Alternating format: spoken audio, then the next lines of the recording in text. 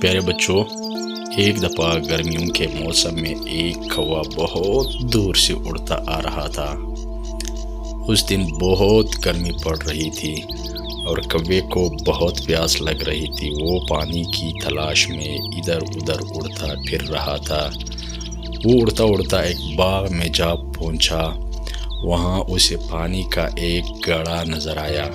وہ بہت خوش ہوا اور گڑھے کے پاس جا پہنچا، مگر گڑھے میں پانی بہت کم تھا۔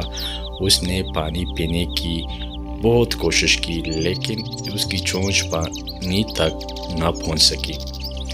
یہ دیکھ کر وہ بہت پریشان ہوا اور سوچنے لگا کہ اب کیا کیا جائے۔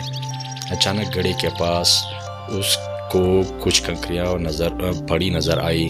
کنکریاں دیکھ کر اس کے دماغ میں ایک ترکیب آئی۔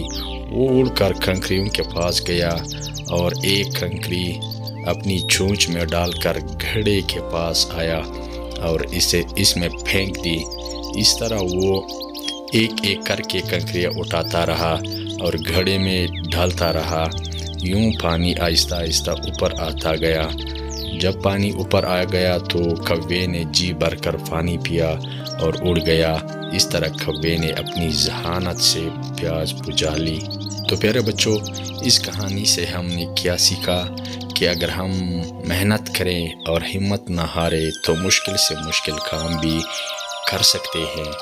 اور پیارے بچوں، اللہ تعالیٰ بھی انہی کی مدد کرتے ہیں جو اپنی مدد آپ کرتے ہیں۔